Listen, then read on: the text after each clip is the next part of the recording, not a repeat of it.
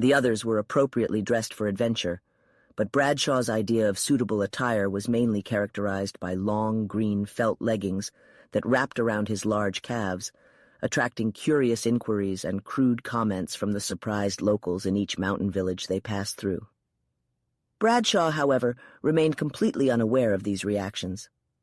The young man, who isn't particularly relevant to this story, served as a member of the church vestry in his suburban Philadelphia home.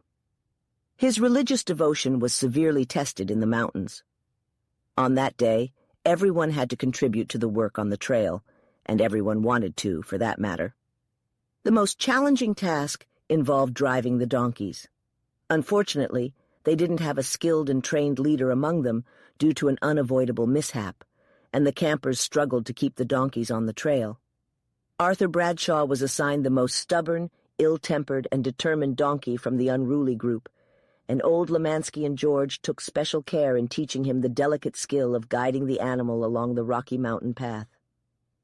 "Well," said Lemansky in his somewhat lazy, drawling, nasal voice, "that donkey is like a ship, which I often saw when I was a child back east before coming to this beautiful wilderness. They have a sort of rudder. I remember that if you wanted the boat to go right, you pushed the rudder to the left. Starboard and port were the terms, as far as I can recall. It's just the same with donkeys. You take them by the reins, that's by the tail, get a good tight twist on it, and if you want him to head to the right, turn his stern sheets around to the left, and you have to be careful you don't get a kickback, which if it lands on you is worse than the recoil of a mule." Arthur faithfully followed directions, narrowly escaping the outraged brute's small but sharp-pointed heels on occasion. His efforts not being productive of much success, finally, in his despair, he resorted to brute strength. He would pick the little animal up bodily, pack and all. He was a man of powerful physique and swing him around until his head pointed in the right direction. Then, with a prayer that the donkey would keep it there for a few rods anyway, he would set him down and start him all over again. The process, oft repeated, became monotonous after a while. Arthur was a slow-thinking man, deliberate in action. He stood it as long as he possibly could. Lemansky, who rode one horse and led two others, and therefore was exempt from donkey driving, observed him with great interest. He and Bradshaw had strayed way behind the rest of the party. At last, Arthur's resistance, patience, and piety, strained to the breaking point, gave way suddenly. Primitive instincts rose to the surface and overwhelmed him like a flood. He deliberately sat down on a fallen tree by the side of a trail. The donkey, halting obediently, turned and faced him with hanging head, apparently conscious that he deserved the disapproval that was being heaped upon him. For from the desperate novice there burst forth such amazing, fluent, comprehensive profanity that even the old expert in curse words was astonished and bewildered. Where did Bradshaw, mild and inoffensive, get it? His proficiency would have appalled his rector and amazed his fellow vestrymen. Not even the famous jackdaw of rhymes himself was as cursed as that little donkey. Lemansky sat on his horse, laughing silently, until tears streamed down his face, the only visible sign of his amusement. Arthur only stopped when he had emptied himself completely, perhaps releasing years of pent-up emotions. "Well," said Lemansky, "you certainly outdo anyone I've ever heard when it comes to swearing. I mean, you could beat me at cards and spades, and I was known to have a talent for that in the old days." "I didn't even begin to exhaust myself," replied Bradshaw curtly, "and what I did say didn't even capture the extent of the situation. I'm going home." "I wouldn't do that," urged the old man. "Here, you take the horses and I'll deal with the donkey." "Gladly," said Arthur. "I'd rather ride an elephant and herd them than waste another minute with this infernal little mule." The story was too good to keep to themselves, and Lemansky shared it around the campfire that night. The atmosphere in the camp fostered a sense of freedom and camaraderie, which was only natural. Cooks, teamsters, drivers, hosts, guests, men, women, children, and even donkeys all stood on the same level. They ate and lived together. The higher up the mountain range they went, the deeper they ventured into the wilderness, the further they distanced themselves from societal norms, the more unified the community became, and the less significant were the irrational and unscientific divisions of the lowlands. The superficial distinctions faded away, revealing people's true worth, be it gold or base metal, inherently and not by any artificial standard. George, the cattle rancher who also served as the cook, and Peter, the horse handler who assisted Lemansky with the livestock, found the whole incident uproarious and wished to hear the exact words once again. However, Robert Nixon objected, much to Arthur's relief, as he was thoroughly embarrassed by the entire ordeal. It was incredibly enjoyable chilling by the campfire, and one fascinating tale effortlessly led to another. In these very mountains, Robert Nixon finally spoke up, there occurred one of the strangest and most horrifying adventures I've ever heard of. I've mostly forgotten the exact location, but I believe it wasn't too far from here that there is an absolutely massive canyon within the range. I doubt anyone ever goes there, and I don't suppose anyone has been there since. It must have been around 5 years ago when it all took place. It was precisely 4 years and 9 months, Bob, old Lemansky drawled, well aware of what was to come. Yes, I suppose you're right. I was up at Evergreen at the time, tending to timber interests, when a mule wandered into the camp, still wearing its saddle and pack. I knew that mule, Lemansky interjected. I had sold it to a man named Newbold, who came out here and married Louise Rosser, old man Rosser's daughter. Sadly, he passed away, and since she was an orphan, this man, being a fine young gentleman from the East and no tenderfoot either, a mining engineer as he called himself. Well, I happened to be there too, if you recall, Nixon continued, and they organized a group to search for the man, thinking something might have happened. You see, Lemansky explained, we were all quite fond of Louise Rosser. The entire camp treated her like a father figure since she had no one else. We were all at the wedding about 6 months prior. The girl married him of her own accord, of course, no one forcing her, but somehow she didn't appear too happy, although Newbold, who was a complete gentleman, treated her with kindness as far as we knew. The old man paused again and resumed puffing on his pipe. Lemansky, you tell the story, said Nixon. Not me, said Lemansky. I have seen men shot before for taking words out of other men's mouths, and I've never done that yet. You always were one of the most silent men I ever saw, laughed George. Why, that day Pete here got shot accidentally and had his whole chest torn out when we were working over on Black Mountain. All you said was, clean him off, put some grease on him, and tie him up. That's true, answered Pete, and there must have been something really soothing in that grease, because here I am, safe and sound, to this day. It takes an old man, agreed Lemansky, to know when to keep his mouth shut. I learned it at the barrel of a gun. I never knew before, laughed Nixon, how quiet a man you can be. Well, to continue the story, having nothing to do, I went out with the group the sheriff gathered up. Him not thinking there had been any foul play, exclaimed the old man. No, certainly not. Well, what happened, Uncle Bob? Inquired Enid. Just you wait, said young Bob, who had heard the story. This is a really good story, Cousin Enid. I can't wait much longer, replied the girl. Please continue. 2 days after we left the camp, we came across an awful figure, ragged, blood-stained, emaciated, starved. I have seen men in extreme cases before, interjected Lemansky, but never any like him. Nor I, continued Nixon. Was it Newbold? Asked Enid. Yes. And what had happened to him? He and his wife had been searching for gold in these very mountains. She had fallen over a cliff and injured herself so badly that Newbold had to shoot her. What? Exclaimed Bradshaw. You don't mean that he actually killed her? That's what he did, answered old Lemansky. Poor man, murmured Enid. But why? Asked Phillips. They were 5 days away from a settlement. There wasn't a single person within 150 miles of them, not even a Native American, continued Nixon. She was so terribly injured and damaged that he couldn't carry her away. But why couldn't he leave her and go for help? Asked Bradshaw. The wolves, the bears, or the vultures would have gotten her. These woods and mountains were full of them back then, and there are still some of them around, I suppose. The two young girls moved closer to their adult cousin, each casting worried glances beyond the light of the fire. Oh, you're all right, little girls, said Lemansky, comforting them. They wouldn't come near us while this fire is burning, and they're pretty much hunted out, I think. Besides, there are men here who would love nothing more than to aim at a big bear. And so, continued Nixon, when she pleaded with him to shoot her, to end her suffering, he did. and then he headed back to the settlement to tell his story and stumbled upon us while we were searching for him. What happened next? I went back to the camp, said Nixon. We loaded Newbold on a mule and took him with us.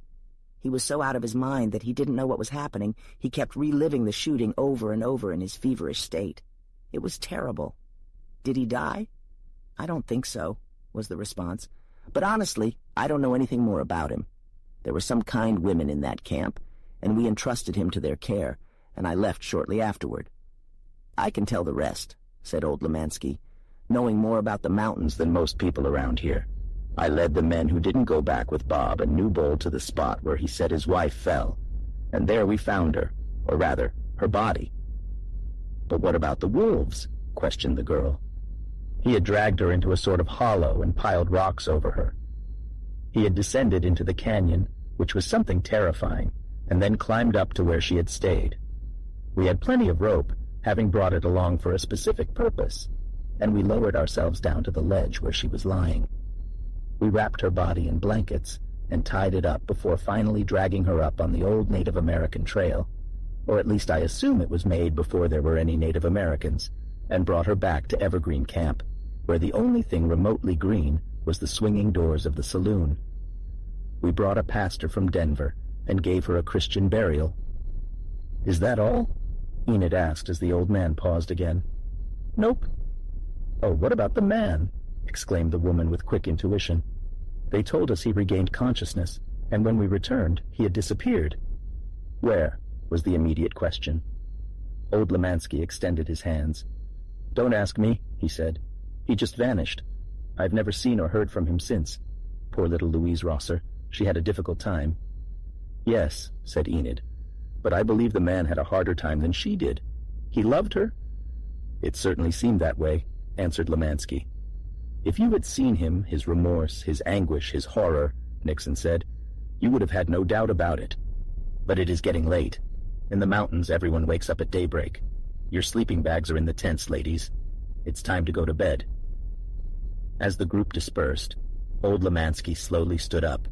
He glanced meaningfully at the young woman, who still felt the lingering effects of the tragedy, nodded towards the stream, and then repeated his suggestive gaze at her. His intentions were clear, even though no one else had noticed the hidden invitation. "Come, Lemansky," the girl responded quickly. "You shall accompany me. I want a drink before I go to sleep." "No, forget it," she said, as Bradshaw and Phillips both volunteered. "Not this time." The old frontiersman and the young girl walked off together. They stopped by the edge of the rushing river a few yards away. The noise it made drowned out their voices, preventing the others who were busy getting ready to sleep from hearing what they said. "That's not the whole story, Miss Enid," said the old trapper meaningfully. "There was another man." "What?" exclaimed the girl. "Oh, there was nothing wrong with Louise Rosser, who was Louise Newbold, but there was another man. I suspected it before, that's why she was sad. When we found her body, I knew it." "I don't understand." "These will explain," said Lemansky. He took out a package of dirty letters from his rough hunting coat. They were carefully wrapped in an oilskin and tied with a faded ribbon.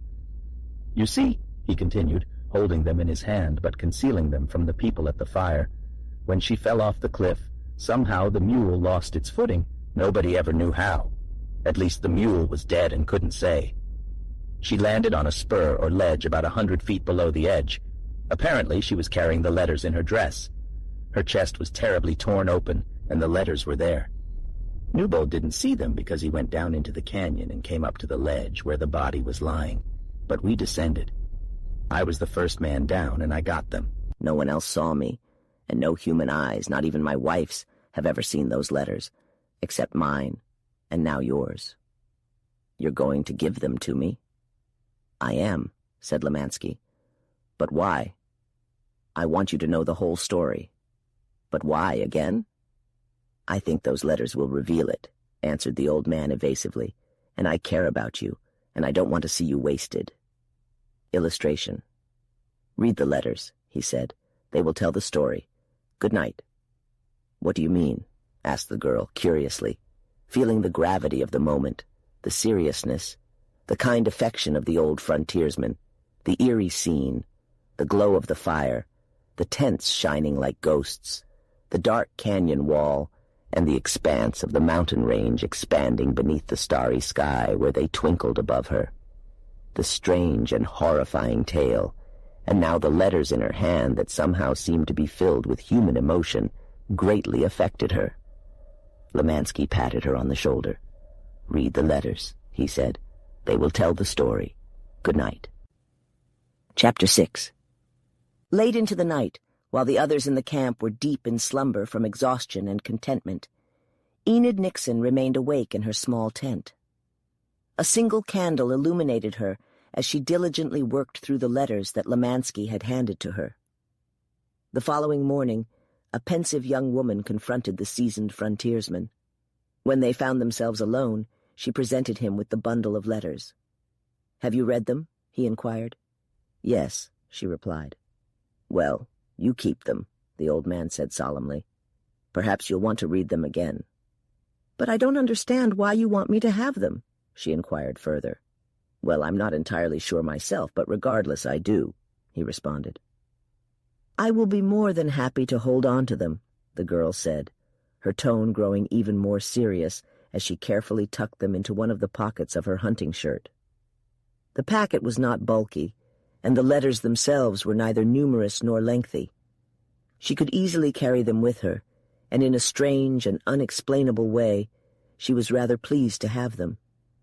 As she had mentioned earlier, she couldn't see how they applied to her personally, but deep down, she felt that she would eventually find the solution to the mystery.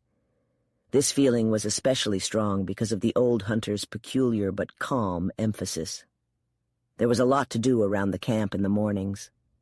Taking care of the horses and burros, chopping firewood, making plans for the day, organizing excursions, and planning mountain climbs. Later on, she would have to teach the newcomers how to fish for the mountain trout that filled the brook and pool, along with explaining all the various duties, details, and exciting possibilities of camp life. The first few days were spent learning and preparing, filled with mishaps and adventures, and laughter over mistakes in getting settled, or learning how to use the fishing rod and line. They also became accustomed and adapted to the environment. The weather was perfect. It was late October, and the nights were freezing, but there was no rain, and the sunny days were invigorating and exhilarating. They had large fires and plenty of blankets, and the colder it got at night, the better they slept. It was an entirely new experience for the girl from Philadelphia, but she showed a strong interest and ability to adapt, fully embracing all the wonderful opportunities of the delightful days. She was skilled in sportsmanship and quickly became proficient at casting a fishing line. Old Lemansky took her under his wing, and since he was one of the top fishermen in the mountains, she benefited from his guidance. She had always lived a vibrant life. Except in the privacy of her own room, she had rarely ever been alone before, not even 20 feet away from a man, she thought playfully. But here, the allure of solitude appealed to her. She enjoyed grabbing her fishing rod and venturing off on her own. The main stream that flowed through the canyon was fed by many tributaries from the mountainsides, and each of them teemed with hungry trout. She explored them whenever she had the chance, sometimes accompanied by others, but more often by herself.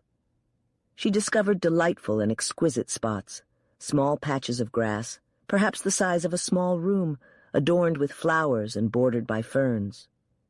Tall, gaunt pine trees cast shadows over these spots, with sunlight filtering through their sparse foliage, creating a checkered pattern on the lush carpet below. Enormous moss-covered boulders, wet from the splashing spray of rushing brooks, sat in the middle of the streams, inviting her to cross to either bank with the help of nearby natural stepping stones. Waterfalls filled her ears with melodious laughter, and deep, calm pools enticed her skill and precision. Sometimes she would leave her rod and basket by the water's edge and climb a particularly steep part of the canyon wall. There she would stand, wind-blown, like a woodland nymph, on a needle-like rock pinnacle at the canyon's edge, overlooking the undulating sea of greenery beneath her feet. In the bright light, with the wind tousling her golden hair, she resembled a Norse goddess, her blue eyes sparkling with excitement and triumph. She possessed the flawless physique of an ancient noble, reminiscent of Milo rather than the degenerate softness of Medici. As she engaged in these demanding and captivating adventures among the rocks in the mountain air, her limbs grew stronger, her breath fuller, her eyes and hands quicker and steadier, and her nerves cooler. She was not a tall woman, slightly below average height, but her ideal proportions and fearless demeanor made her appear taller than she actually was, akin to a young chamois. She had a lean physique, yet possessed the grace of a goddess, the strength of a warrior, and the swiftness of a sprinter. If she had held a bow and spear, adorned in modern attire, she could have easily represented Diana without any need for comparison to the finest sculptures or paintings. Uncle Robert was thrilled with her. He provided her with a small Winchester rifle to complete her Western ensemble. Under his guidance, she quickly displayed remarkable skill with the deadly weapon, as well as with a revolver. The more experienced men believed that there was little danger in the daytime among the mountains. However, it was still wise for the girl to always have a weapon ready. Therefore, during her travels, she either slung the Winchester over her shoulder or carried it in her hand, or she let the Colt hang from her hip. Initially, she carried both firearms, but eventually it was difficult to persuade her to take either. Nothing had ever occurred. Aside from occasional sightings of birds, she seemed to be the sole inhabitant of the chosen wilderness. One night, after spending nearly 2 weeks camping in the mountains, and just before they were due to return to civilization, she announced that she would go down the canyon for a day of fishing the following morning. None of the group had explored the river extensively, but they knew that about 10 miles downstream, the stream merged into a stunning lake nestled in a mountain crater. From there, it cascaded down through the foothills via a series of waterfalls, eventually reaching the distant plains. The others had made plans to climb a particularly dangerous and ambitious peak that stood above them, a mountain that had never been successfully conquered as far as they knew. Enid enjoyed mountain climbing. She enjoyed the sense of elevation that came from reaching higher and higher until reaching a summit. However, on this occasion, they tried in vain to persuade her to join them. Once her decision was firm, she received numerous offers to accompany her, but she declined them all, telling the others to go on without her. Mrs. Nixon, who was not feeling well, old Lemansky, who had climbed too many mountains to be interested in that game, and Pete, the horse wrangler who had to tend to the livestock, all stayed in the camp. The others, except for Enid, started their ascent early in the morning. Enid waited until the sun was high for about an hour, said goodbye to the three, and began descending the canyon. Traveling light because she was going much farther than she initially thought, she left her Winchester rifle at home, but carried a revolver along with fishing gear and a substantial lunch. Now, the river, which could barely be called a river, and the canyon sharply turned back just beyond the small meadow where the camp was set up. After passing by the tents that had been their home during this delightful time, the river flowed eastward for a short distance before abruptly curving, doubling back, and flowing westward for several miles, before gradually turning eastward again on its proper course. Enid's intention had been to cut across the hills and reach the river where it turned east once more, avoiding the long detour back. In fact, she had informed Lemansky of her plan, and he had given her careful directions to ensure she didn't get lost in the mountains. But she had plenty of time and no excuse or reason for saving it. She never grew tired of the beauty of the canyon. Therefore, instead of going straight over the spur of the range, she followed the familiar trail. After venturing far west of the camp to the turning point, she decided, based on her own whimsical nature, that she wouldn't descend into the canyon that day. Instead, she would cross back over the range and reach the river a few miles above the camp, proceeding up the canyon instead. She had gone in that direction a few times before, but only for a short distance, as the ascent above the camp was very steep. In fact, for a little over a mile, the brook consisted solely of a series of waterfalls. The best fishing was below the camp, and the most beautiful forests lay deeper in the canyon.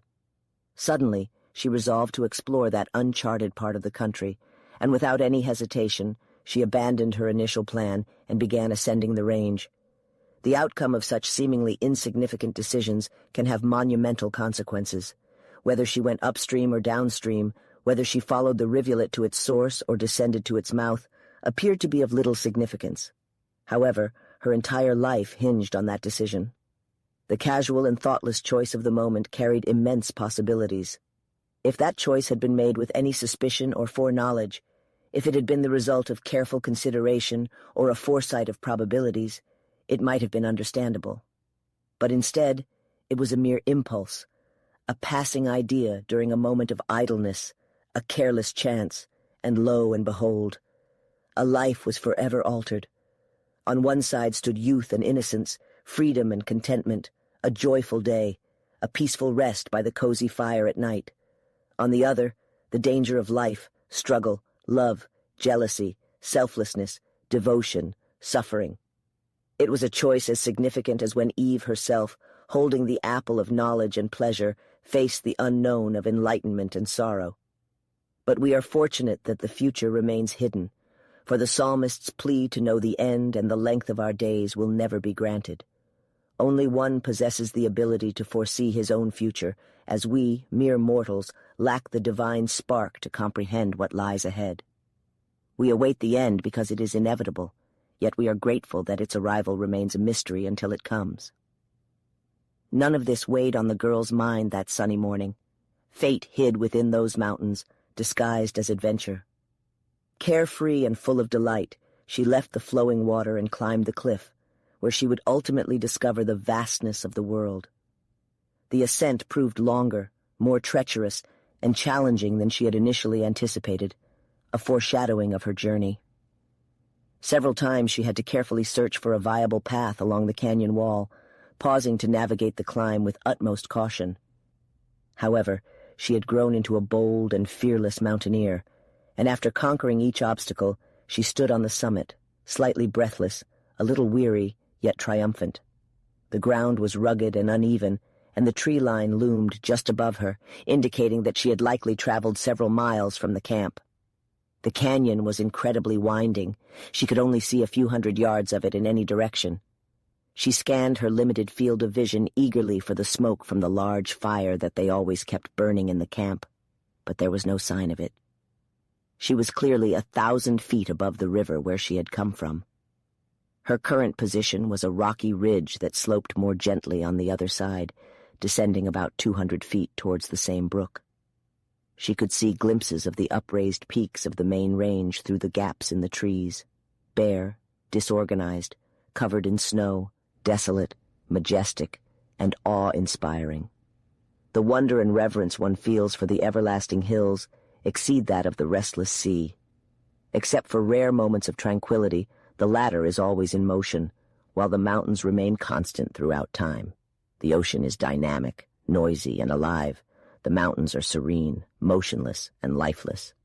The girl stood as if she were on top of the world, a solitary human being as far as she knew, under the watchful eye of God above her.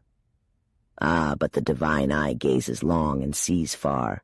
It reveals things beyond human comprehension. None of the group had ventured this far from the camp in this particular direction. She was aware of that, and she was pleased to be the first, as she foolishly believed, to witness such majestic solitude. As she surveyed the vast range, she wondered where the climbers aiming for the peak might be. Despite her keen eyesight, she couldn't spot them. The summit they were striving for lay in another direction, concealed by a closer ridge. She found herself in the very heart of the mountains. Peaks and ridges surrounded her from all sides, to the extent that the general orientation of the great range was obscured. She noticed one towering pinnacle to her right that rose grandly above all the others. Tomorrow, she would ascend to that high point, and from its elevated position, gaze upon the skies above and the earth below, even the waters beneath the earth's surface far below. Tomorrow. It is widely known that we typically do not immediately strive for the highest points in life's journey, being content with lower altitudes in the present day. There was no sound above her. Faintly she could hear the rushing water over the rocks on the nearby side. There was no wind around her to stir the long needles of the pine trees. It was very quiet, the type of stillness in the physical body that reflects the stillness of the soul where one encounters God. There had been no earthquake, no storm, The mountains had not shifted beneath her feet. The powerful and forceful wind had not passed by. The rocks had not been torn and shattered. Yet Enid found herself listening as if awaiting a divine message. The captivating presence of majesty, silence, and solitude enveloped her. She stood as one stands when there is a possibility of encountering God along the way. One does not kneel until he arrives. With her hands raised and clasped, her head held high in indescribable exultation, conquered by God with her face turned towards the heavens. "I will look up to the hills from where my salvation comes," her heart silently sang. "We praise you, O God. We glorify your holy name forever," resonated in her mind, deeply appreciating the marvelous creations of the almighty master craftsman. Transported as if to the heavens, her soul leaped to meet its creator. Anticipating to find God, she awaited there on the hill that touches the sky. She had no idea how long she had been there.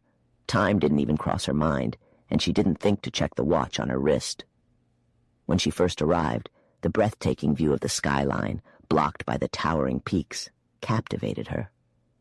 But even the most divine moments must come to an end, and she didn't look back as she finally turned away.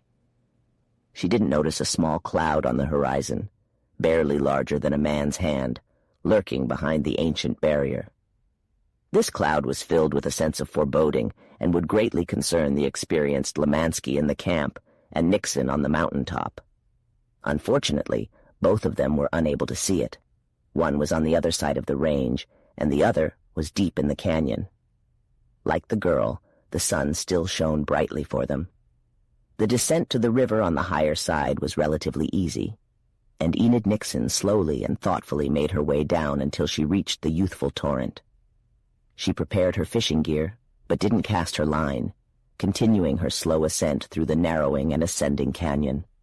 The untamed beauty of the path enchanted and thrilled her. The mountains held her in their spell. Lost in her thoughts, she wandered until she came upon another small amphitheater, reminiscent of the campsite but smaller in scale. Strangely, the brook or river widened into a small pool, about 20 feet in diameter. Over time, the forceful water had carved out a colossal cup in the native rock. The pool was around 4 or 5 feet deep, with a smooth, rocky bottom. The clearing was on the opposite side, and beyond the rocky outcrop forming the pool's backdrop, the banks were densely wooded. She could see the trout swimming in the pool. She prepared herself to test her luck, but before doing so, an idea occurred to her that was audacious, unconventional, extraordinary, born out of innocence and lack of experience. The water, of course, was very cold, but she had always been accustomed to bathing in water at its natural temperature, regardless of the season. She knew that the only people in that remote area were the members of her own group. 3 of them were at the camp below, and the others were climbing a mountain miles away. The canyon was deeply hidden, and she confirmed through careful observation that the pool was not overlooked by any nearby or distant heights. Like the rest of the campers, her bathing had been done in fragments out of necessity. Now, she had the opportunity for a plunge in a natural bathtub. She was as certain that she would not be observed as if she were in the privacy of her own room. Once again, her impulse guided her decision. Despite her confidence, there was a slight apprehension in her cautious glance, but it quickly disappeared. There was no one. She was completely alone. The pool and the chance to take a plunge brought her back to reality. The thought of the invigorating exhilaration of the cold water rushing against her own warm, youthful body altered the course of her thoughts, or rather, heightened her anticipation of it. Spontaneously, she dropped her fishing rod onto the grass, unpinned her hat, and discarded the fishing basket from her shoulder. She was wearing a sturdy sweater. That, too, was added to the pile.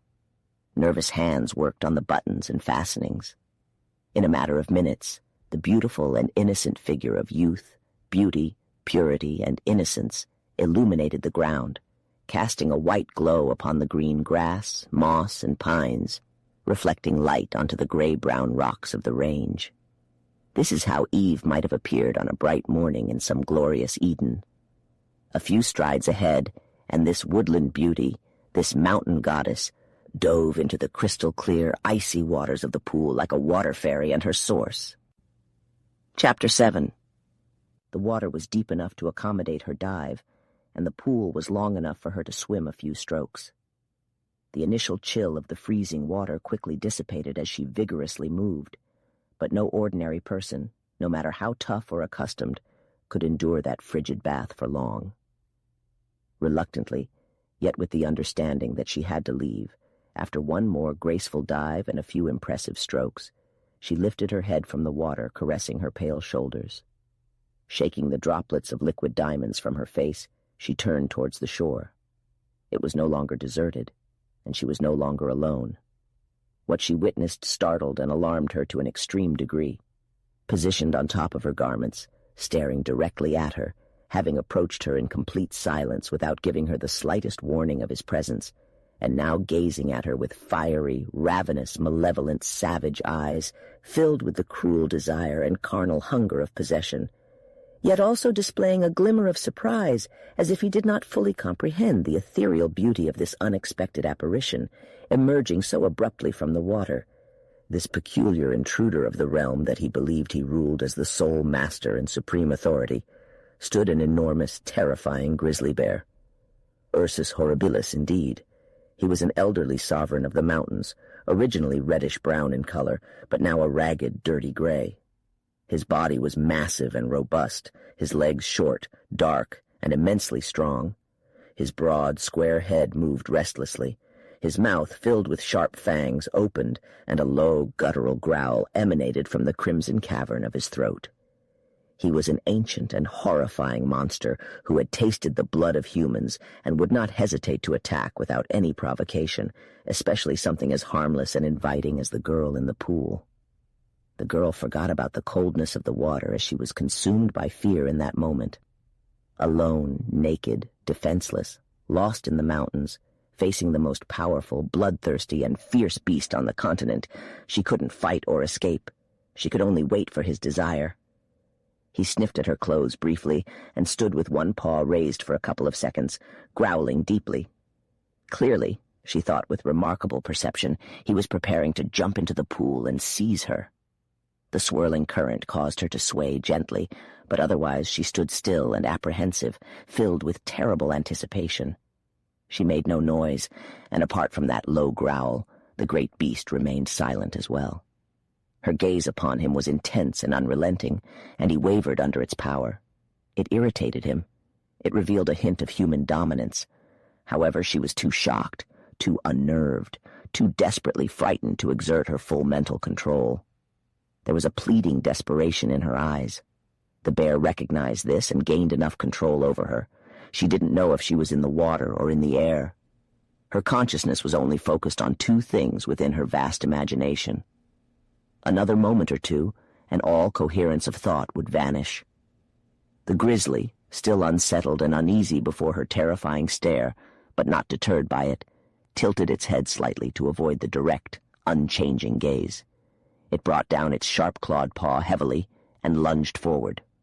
Barely a minute had passed in which all of this occurred. The immense, threatening movement of its massive body toward her released the tension. She finally found her voice. Even though she knew it was completely pointless, she realized as she cried that her lips, now free, formed a loud plea. "Help! Please, for the love of God!" Though she knew she was only crying out to the desolate walls of the canyon, the drooping pine trees, the rushing river, and the distant sky, her plea carried with it the most powerful invocation known to mankind. "Please, for the love of God, help!" How dare the doubter question the desperation of the suffering? What does it matter to God if one person suffers, another bleeds, or another dies?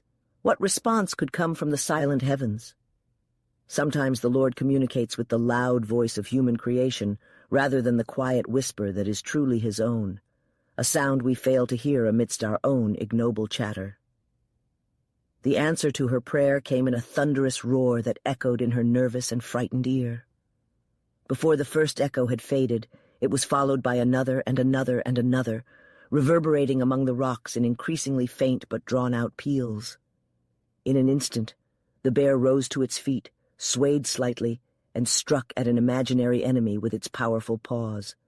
A hoarse and terrifying guttural roar erupted from its foaming mouth. Then it stumbled to the side and collapsed forward, thrashing madly at the air for a moment before lying still. With wide eyes that missed no detail, she observed that the beast had been shot 3 times in the head and shoulder and appeared to be lifeless. Overwhelmed by a bewildering rush of emotions, she swayed again, not from the force of the water, but from sickness and faintness. The tension that had gripped her suddenly dissipated, leaving her spirit weak and trembling, like a bow that has been loosened.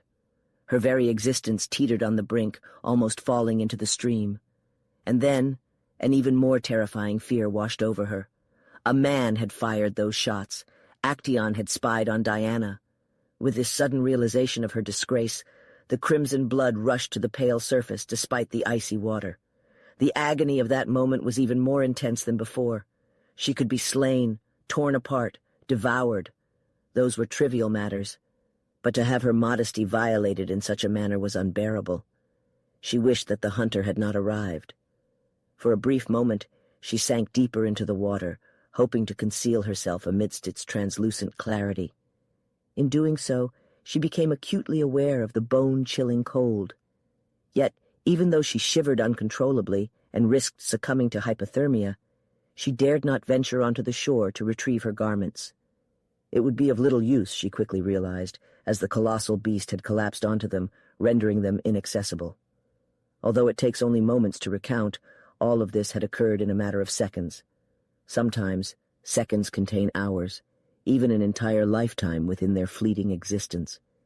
She believed it would be preferable to simply sink down and perish in the water when a sudden commotion below caught her attention. Looking downstream, she discovered a man wading through the water, heading directly towards the bear's carcass.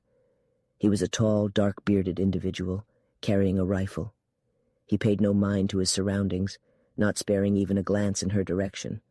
Overwhelmed with gratitude for his apparent obliviousness to her presence, she remained crouched, submerged up to her neck in the numbing cold. The man reached the bank, shaking himself off akin to a large dog, then confidently strode over to the bear. With the strength of a Hercules, he effortlessly uprooted a nearby pine tree, causing her to marvel at his sheer power amidst her turmoil.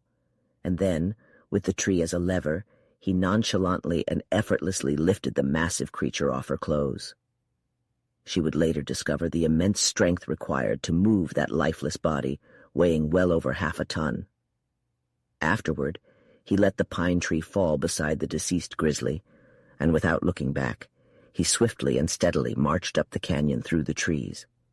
He turned at a certain point and disappeared from view. His kind and generous intentions were evident even to the frightened, agitated, and excited young woman. She observed him until he vanished, a few seconds longer, and then she propelled herself through the water and emerged onto the shore. Her sweater, which the bear had dragged forward during its advance, rested on top of her other clothes, stained with blood. She discarded it, and despite being wet and cold, she hurriedly put on enough clothing to cover her exposed body. Then, with more deliberate order and necessary caution, she arranged the rest of her attire in its usual place on her body. When everything was in order, she collapsed onto the grass next to the lifeless monster that had almost brought about her downfall. She trembled, wept, and sobbed, as if her heart would shatter. Her motionless stay in the icy water, though it had lasted less than a minute, had chilled her to the core. Yet, as she thought about it, waves of blood rushed to her forehead, face, and every hidden part of her body. It was fortunate that she cried. She was not prone to tears. Her tears usually came slowly and with great intensity. She took pride in her stoicism, but in this particular instance, her deepest emotions had been undermined, and the floodgates were ready to burst open. How long she laid there, feeling the warmth gradually enveloping her under the direct rays of the sun, she did not know. It was a peculiar occurrence that caused her to rise. Suddenly, darkness cast its shadow over her head. She gazed upwards and witnessed a horrifying sight. A rim of ominous, pitch-black clouds had instantaneously obscured the sun. These clouds, adorned with streaks of gold and silver, allowed long beams of light to peek through the gaps, illuminating the portions of the sky that were yet untouched. However, these clouds moved swiftly and steadily, resembling a great deluge. They loomed above her, inching closer, extending rapidly across the sky towards the other side of the canyon and the mountain wall. A storm was brewing, unlike any she had ever witnessed before. Its malevolent potential was beyond her comprehension. In fact, it was imminent. Unaware of the impending danger, she felt a wave of fear, but could not comprehend the full extent of the perilous situation. Her thoughts raced down the canyon towards the camp. She needed to hurry back there. She searched for her watch, which she had picked up from the grass but had not yet worn. Unfortunately, the grizzly bear had trampled upon it, rendering it irreparably damaged. Judging from her last glimpse of the sun, she estimated it to be early afternoon by now. She rose to her feet, struggling with weakness as she had not eaten anything since morning. The nerve-wracking shock and strain she had endured had left her in a pitiable state. Fortunately, her lunch had remained unscathed. In one of the large pockets of her short skirt, she had a small flask of whiskey, which her Uncle Robert had insisted she carry with her. Despite feeling nauseous and faint, she knew she had to eat if she was to successfully embark on the challenging journey back to the camp. She compelled herself to take the first bite of bread and meat she had brought with her, but once she tasted it, she needed no further motivation. She ate every last crumb. She believed she needed some stimulants at this point, so she mixed the cold water from the brook with a bit of strong alcohol from her flask and drank it. Some of the coldness dissipated, and some of the fatigue vanished. She stood up and began her descent down the canyon, disregarding her blood-stained sweater and other belongings on the ground. It had become colder, but she realized that the climb down the canyon would get her stagnant blood flowing, and all would be fine. Before she started descending, she took one long look back to where the man had gone. Where did he come from? Who was he? What did he see? Where was he now? In one breath, she thanked God for his intervention, and in the next, she hated him for being there. The entire sky was now filled with dark, drifting clouds. Lightning flashed above her head, and deep rolls of thunder, ominously powerful, reverberated through the quiet hills. The noise was low and subdued, but almost constant. With a strange and uneasy feeling that she was being watched, she began her descent, pushing through the trees, leaping over the narrowed brook from side to side, always searching for the easiest path. She continued on, panting with sudden and inexplicable terror, almost as intense as the fear that had overwhelmed her an hour earlier. This terror grew more and more intense with each passing moment, thanks to the tragic events of the day. Poor girl, she was truly going through an awful experience that day. The fates toyed with her physical fear, violated her sense of decency, caused her mental anguish, and now she was terrified by the storm. The clouds appeared to descend, almost enveloping her. Long, gray, ghostly arms reached out towards her. It grew progressively darker in the depths of the canyon. She screamed loudly, but in vain. Suddenly the thunder rumbled intensely, and bolts of fire shot out of the sky, striking the mountains visibly before her eyes. There are no words to describe the tremendous crashes that seemed to shatter the hills, followed by brief periods of silence, only to be replaced by louder and more awe-inspiring explosions. In one of those terrifying shifts from sound to silence, she heard a human cry, an answer to her own. It originated from the hills behind her. She assumed it must come from the man. She couldn't encounter that man. Despite her longing for human companionship like never before, she did not desire his presence. She couldn't bear it. She preferred the wrath of God, the fury of the storm. Ignoring the sharp warning and plea in the voice before it was drowned out by another thunderous roll, she continued forward in the darkness.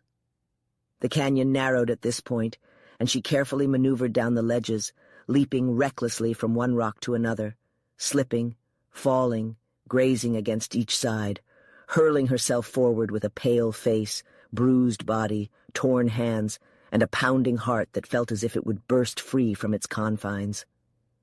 There was once an ancient tale of a human being, hunted by all the malevolent forces, relentlessly pursued by every evil spirit of the earth and sky.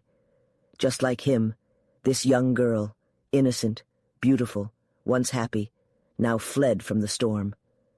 And then the skies opened, the great depths were unleashed, and the floods descended with absolute literalness. The bursting clouds, torn apart by the fierce winds, torn open by the pent-up lightning within their dark and turbid cores, emptied themselves. The water poured down, as it did in ancient times when God cleansed the face of the earth, in a deluge. The narrow section of the canyon was instantaneously filled, 10, 20, 30 feet, by the sudden cloudburst. The dark water churned and frothed, flowing like the rapids at Niagara. The girl's body, completely unprepared, was swept away in an instant and hurled like a projectile from a catapult down the turbulent ocean filled with the remains of trees and mountains, tossing with almost human-like movement in the chaotic turmoil. She desperately swam, driven by the instinct to survive rather than any other motive. A vulnerable particle in the roiling deluge, increasing in size with each passing minute as the furious skies unleashed their trapped downpours upon her resolute head. Chapter 8. The man was returning from one of his rare visits to the settlements. Ahead of him, he led a group of burros who, well trained for their work, obediently followed the wise old leader in the front. The burros carried his supplies for the upcoming winter. The season was late, and soon the mountains would be impassable due to the snow. In fact, he intentionally chose the late season to make his purchases so as not to attract attention. He made it a habit to buy in different places each year to avoid arousing suspicion with his repeated presence in one location. His interactions with other people were limited to this annual visit to a settlement, and even then, they were brief and focused solely on business matters. Even when he was busy in town, he set up a small tent on the outskirts, preferring to live separately. In those times, people did not pry too deeply into the affairs of others. Curiosity was not only unsafe, but also unnecessary. If he sparked momentary interest or speculation, it quickly faded away. He disappeared into the mountains, and since he never returned to that place, he was soon forgotten. By distancing himself from his fellow humans and avoiding their company, this man found his greatest satisfaction in the quiet hills. His heart and spirit soared with each step he took away from the main roads or the challenging mountain paths. For several days, he traveled through the mountains, opting for the wildest and most remote areas. Among the canyons and peaks, he navigated with unwavering precision, steadily ascending until he finally reached the mountain retreat, the solitary hermitage, where he established his abode. There, he relished in his seclusion. What had once been punishment and atonement had now transformed into sheer enjoyment. Civilization was encroaching upon the hills from all sides, railways were being constructed in various directions, and valuable minerals were being discovered in different locations, bringing hordes of men and, if you can believe it, women. However, his part of the country had yet to be visited by hunters, explorers, miners, or pleasure seekers. He was content. He had grown to adore the place he called home and had no desire to be compelled, like little Joe, to move elsewhere. Once a man who thrived on the frenetic tumult of the bustling crowd, whether noble or ignoble, he had grown accustomed to silence and become at ease with solitude. In both winter and summer, he wandered the mountains, delving into every forest, exploring every concealed canyon, conquering every inaccessible peak. No storm, no snow, no adverse weather conditions could deter or impede him. Despite lacking human companionship to test his resolve, he had become a master of the physical world that surrounded him, a true embodiment of humanity. He also found some occupation in tending to the land that had been handed down from Adam.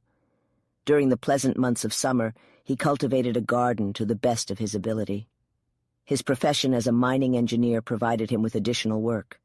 Inestimable treasures lay all around him, with precious metals abundant in the hills. He had found them, tested, analyzed, and estimated the wealth that was his for the taking. It meant nothing to him, just like the doubloons and golden guineas were meaningless to Selkirk on his island. But the knowledge of its existence gave him a thrilling sense of potential power, boosting his self-esteem without him even realizing it. Sometimes he ventured to the very edge of the range, and on clear days he could see the distant smoke of bustling cities below. If he wanted, he could be a dominant figure among men, just as he ruled over the mountains. In those moments, he would laugh cynically, mocking the world, although he rarely allowed himself to indulge in such emotions. A profound and agonizing sorrow consumed him. Nurturing an intense passion, he had isolated himself from society to dwell upon it. Out of a twisted sense of atonement, driven by grief, horror, and desolation, he had imprisoned himself in the desolate mountains. Returning to his cabin, he would hurry, surrounded by memories that were both eternal and lifeless, to relive the past until melancholy forced him out onto the hills to encounter God, if not another human being. Night and day, sunshine and shadow, heat and cold, storm and calm, these dictated his existence.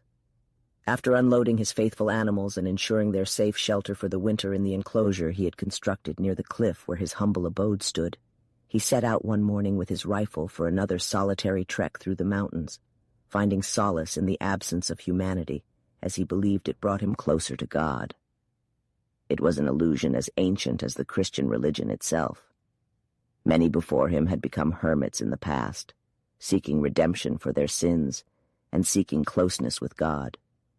This man had retreated into the wilderness partly for the former reason and partly for the love of a woman. In these days of rapid and sudden change, he had remained steadfast in his memory and determination for 5 fast-moving years. The world, for him, had halted its progress in one brief moment 5 years ago.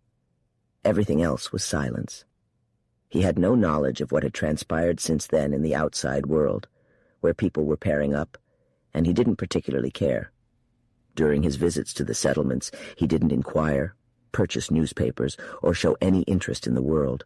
Something within him had perished in an instant, and there had been no revival thus far. However, life, hope, and ambition do not perish. They are indeed eternal. I shall rise again. Life, with its tremendous activities, its dreadful worries, its wearing pressures, its occasional triumphs, its opportunities for success, for service, hope with its revelations, its encouragements, its anticipations, ambition with its motivation, its strength, its influence, and most importantly, love, the culmination of all 3, were hidden within him. These had faded away in the absence of a connection with a woman. Something equally potent and human must bring them back. It was unnatural for a man endowed as he was to live solely for himself. Some voice should call out to his soul, entangled in useless regret, futile repentance, and numbing recollection. Some day he would break free from these shrouds wrapped around him and become a man and a leader among others, rather than a recluse and a hermit in isolation.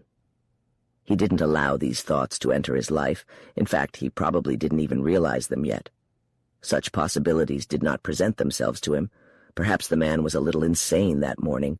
Perhaps he teetered on the brink of a breakthrough, upwards, downwards, I do not know, as long as it was away, unconsciously, as he strode along the mountain range. He had been walking for a few hours, and as he grew thirsty, it occurred to him to descend to the level of the stream that he heard below him, and occasionally caught a glimpse of through the trees. He scrambled down the rocks and found himself in a dense grove of pine trees.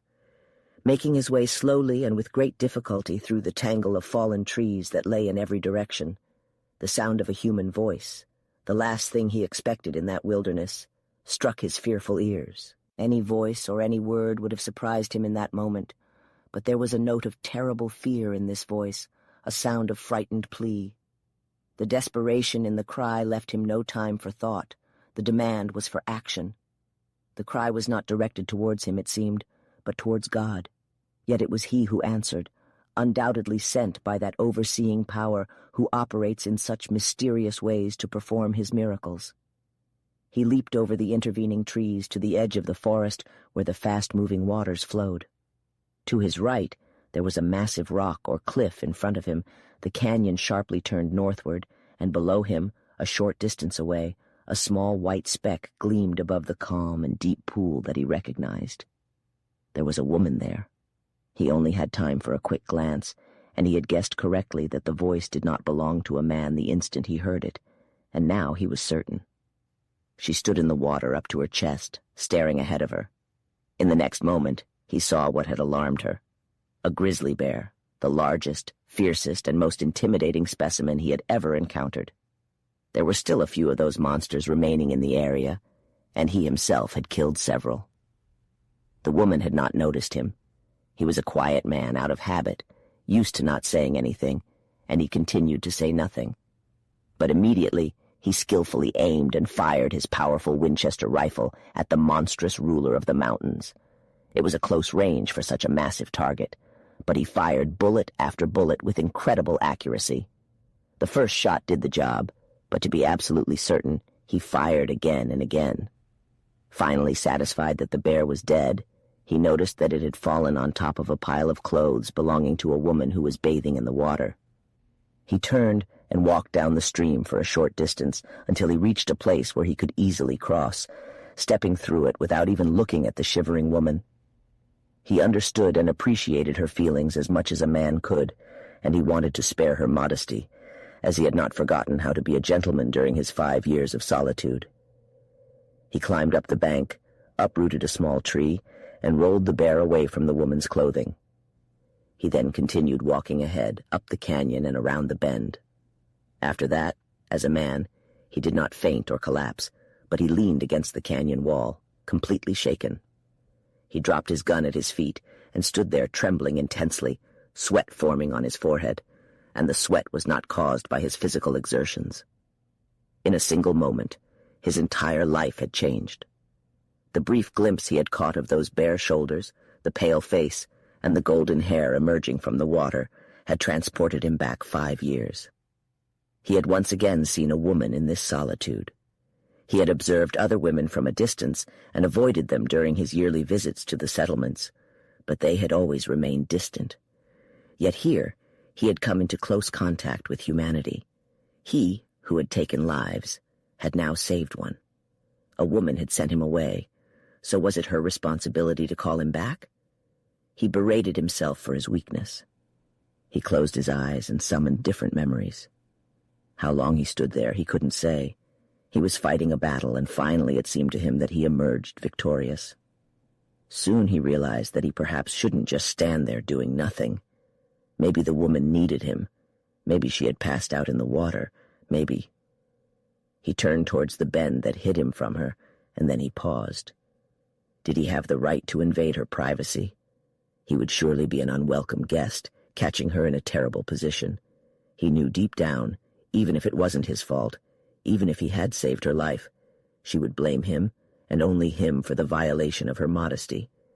Though he had only caught a glimpse and had intentionally averted his eyes, the mere knowledge of her complete vulnerability appealed to his best and noblest qualities.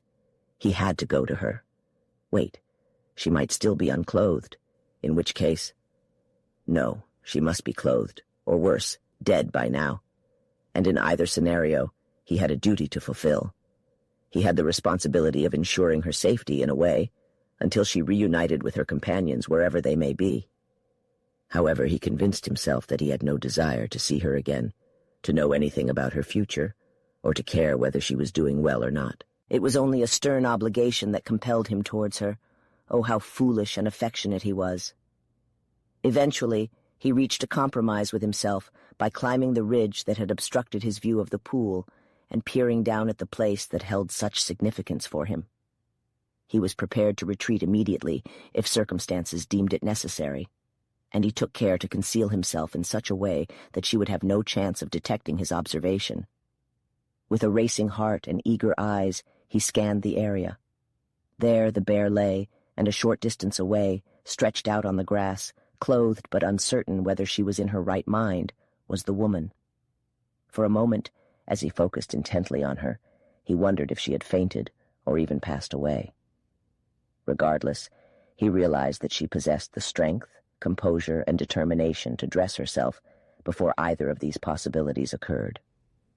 She remained motionless under his gaze for such a prolonged period that he ultimately concluded that common decency compelled him to come to her aid. He immediately stood up and noticed that the woman, too, lifted herself from the ground as if driven by a similar instinct. In his deep preoccupation, he had failed to notice the signs of the current situation. Suddenly, a feeling of the overcast sky came to him, just as it did to her, but with a slight variation. He knew what was about to happen. His expertise told him much more about the potential dangers of the storm than she could possibly comprehend. She needed to be warned immediately. She had to leave the canyon and reach higher ground without delay. His duty was clear, yet he couldn't bring himself to do it. The pressure on him wasn't strong enough yet. Multiple times, as he watched her purposely sitting there eating, he tried to cry out to her, but he couldn't find the words. A strange fear held him back, stopping him in his tracks. A person can't be away from others for 5 years and suddenly feel comfortable with them. And when he added to that instinctive and acquired hesitation, which he struggled against in vain, the knowledge that whatever he had to say would be unwelcome due to past events, he couldn't bring himself to approach her or even call out to her. Not yet. However, he would keep an eye on her, and if the worst happened, he could intervene in time to save her. He underestimated the consequences. His usual judgment was bewildered. So he followed her through the trees and down the slope. Now he was so captivated by her and so anxious that he forgot to be cautious. He forgot his experience. The storm in his own emotions was so overwhelming that it overshadowed the storm brewing above. Her path was easier than his, and he had fallen behind when suddenly he realized that a terrible and unexpected downpour was about to happen above their heads. A flash of lightning and the sound of thunder finally caught his attention. Then, only after that moment, he tossed everything aside, and amidst the sudden and almost constant bursts of thunder, he sent cry after cry towards her that were drowned out by the tremendous volume of sound that echoed and reverberated through the openings of the mountains. "Wait!" he exclaimed repeatedly. "Come up higher. Get out of the canyon. You'll be drowned." However, he had waited too long. The storm had intensified too quickly, and she was too far ahead and below him. She heard nothing but the sound of a voice, high-pitched, menacing, filled with terror for her, not a single distinguishable word. Hardly even a human voice to her troubled soul, it seemed like the eerie cry of some untamed spirit of the storm. It sounded so completely inhuman to her overwrought nerves that she only ran faster. The canyon veered and then turned back, but he knew its direction. Losing sight of her momentarily, he charged straight ahead through the trees, cutting off the curve, leaping over rocks and logs with extraordinary agility and strength, until he reached a point where the rift narrowed between two walls and ran deep. It was there and then that the sky opened up, and the floods came and poured into that gaping mouth of the immense crevasse, filling it instantly. As the deluge came rushing down, carrying with it the debris and remnants of the mountains, he caught a glimpse of her desperate white face rising, falling, now disappearing, now reappearing in the foamy midst of the torrent. He hurried to the cliff's edge, and discarding his gun, he scrambled down the rock face to a particular ledge over which the rising water trickled thinly. Normally, it stood 20 feet above the creek bed. Bracing himself against a jagged protrusion, he waited, praying. The canyon was so narrow that he could have easily jumped to the other side, but it was too wide for him to reach her if the water didn't sweep her towards him. It all happened in a split second. Luckily, a projection on the other side redirected the force of the torrent towards him, bringing the woman along. She was almost exhausted. A log thrown up by a powerful wave had struck her. Her hands were weakly moving, her eyes were shut. She was drowning, dying, yet fiercely fighting. He bent down, and as a surge lifted her, he wrapped his arm around her waist and braced himself against the rock to withstand the full force of the powerful flood. As he grabbed her, she suddenly gave in, as if she had done everything in her power and now had no choice but to trust herself to his hand and to God's. She hung on his arm like a lifeless weight in the raging water that violently pulled and tore at her. He was a man of immense strength, but the struggle seemed to be overwhelming even for him. It felt as if the mountain behind him was crumbling. He clenched his teeth, desperately trying to hold on. He extended his right hand, gripping her with the other, and futilely clawed at the dripping rock. In an instant, the torrent overpowered him, and when it did, it seized him with rage and flung him like a stone from a sling into the churning whirlpool of the middle of the river. But throughout it all, he would not let go of her. Such was the speed of their descent that he barely needed to swim. His only task was to keep his head above water and avoid colliding with the logs that tumbled end over end, spun sideways, or formed clusters only to explode in all directions. He fought desperately to prevent himself from being overwhelmed in the chaotic chaos, and even more challenging, to prevent the lifeless woman in his arms from being struck or torn away. He understood that below the narrows, where the canyon widened, the water would calm down and the violent rain would soon cease. If he could avoid the rocks in the wide expanse, he might reach land with her. The odds were overwhelmingly against him. But what do odds mean in the eyes of God? In his solitude, the man had not forgotten to pray. His routine now served him well. He uttered short, fragmented prayers and unspoken words as he battled through the seemingly endless seconds. Fighting, clinging, struggling, praying, he was carried onward. The unconscious woman grew heavier and heavier, a limp heap. It would have been simpler for him to let her go. She would never know, and he could then save himself. The thought never crossed his mind. Although he had withdrawn from society, the desperate plea of a vulnerable human being still stirred a deep sense of responsibility in his heart. He would rather die with the stranger than surrender her to the raging torrent or admit defeat and give up the fight. And so, the conscious and the unconscious continued their struggle through the narrow passage of the canyon. Soon, with the speed and force of a bullet shot from a gun, they found themselves in a shallow lake where the water still rushed with great power, crashing over rocks, eroding shallow-rooted trees, jumping, biting, growling, tearing at the large walls that spread out on both sides. He had conserved some of his strength for this final attempt, this last opportunity to escape. Below them, at the opposite end of this opening, the walls converged once more. There the descent was steeper than before, and the water rushed towards the opening with incredible speed. If they were caught in the current again, they would be swept to their deaths despite all efforts. Shifting his grip to the woman's hair, which was now untied, he held her with one hand and swam forcefully with the other. The current still flowed swiftly, but without the massive waves that had been present earlier. It was easier to avoid floating debris and wreckage, and on one side where the ground sloped more gently, the fast-moving water flowed more slowly. He desperately struck out towards it, propelling himself away from the main current and into the shallows, all the while dragging the woman. Was it hours or minutes or seconds later that he won the battle and approached the shore at the lowest point?